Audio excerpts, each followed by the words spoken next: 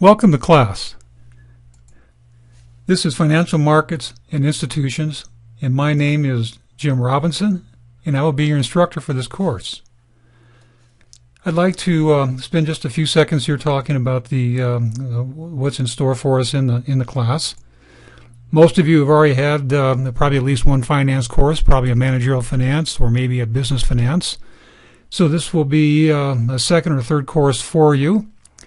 But the way we will start the class is that we'll talk about some very basic things about interest rates and just a very broad look at financial markets and institutions, a little discussion about the Federal Reserve and monetary policy, and that will just enable us to get our feet wet. And then from there we will go ahead and get into some very specific topics relating to markets and institutions. On the next slide, we'll take a look at the way the class is broken out and the topics that go with each unit.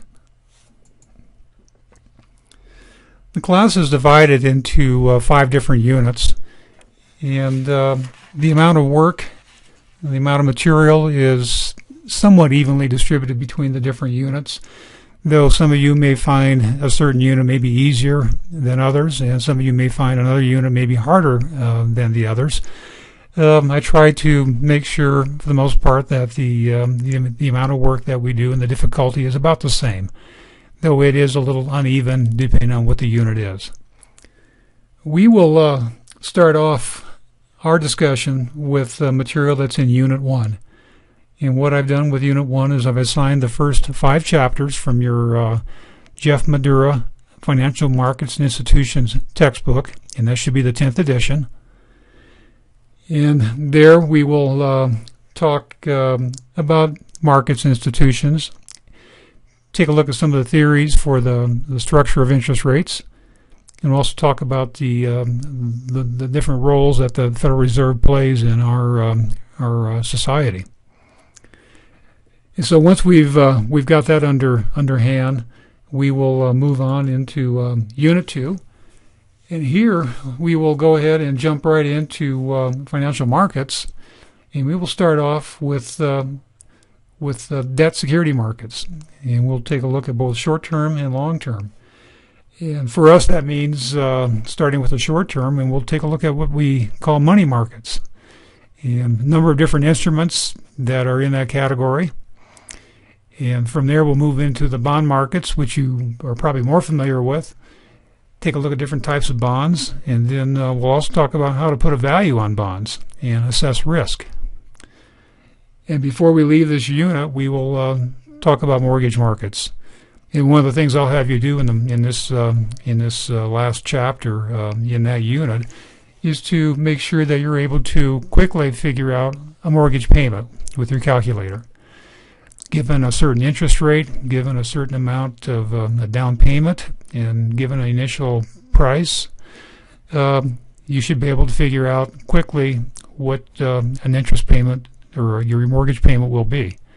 And that's a very handy thing to have, be able to do that. So that's one of the things that we will take a look at as well in that chapter. So that will be all the different types of debt securities in that chapter, or in that Unit 2. In Unit 3, we continue on with markets, but now we switch our focus to equity markets, and we'll talk about the differences between private equity and public offerings. We'll also take a look at how to come up with a value for common stock and different ways that we can measure risk. And for some of you, this may be a little bit of a review, and that's fine. We will probably look at some of these methods that you used in your managerial finance class. So we'll do it one more time. Probably not quite the detail that you did the first time you went through this, but it's good that we're able to use this again and apply it again. A little bit different setting this time. And then we will talk about trading strategies for investors. So we have a little bit of an investments approach here as well.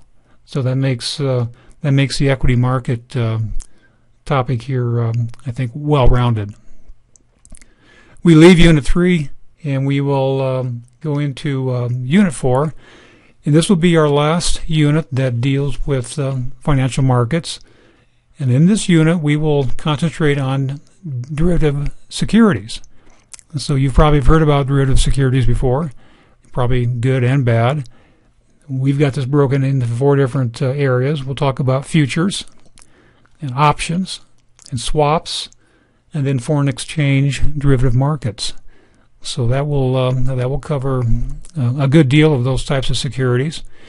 If you're not very familiar with these securities, this is a great unit. It's a very and the approach is very introductory. It goes through all the different terminology that may be new to you.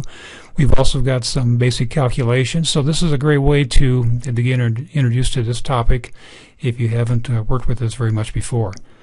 And we will finish our financial markets discussion with this unit. And we will have one unit left. That's Unit 5. And in this unit, we will go ahead and take a look at different types of institutions. We'll spend a couple chapters talking about commercial banking. And then from there, we will move on into thrifts. And thrifts include savings and loans and credit unions. And I think most people are familiar with credit unions, so you'll get a good look at how they are put together. Also talk a little bit about finance companies and mutual funds, and then insurance and pension fund operations. And though it looks like there's a lot of material in this last unit, actually there's 6 chapters that are assigned for the readings.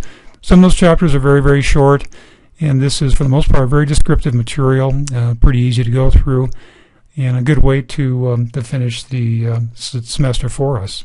So with that in mind, once again, welcome. Thank you for taking this course from me, and I hope that you enjoy working through the class as we get started here. So that's all there is, and good luck to each and every one of you.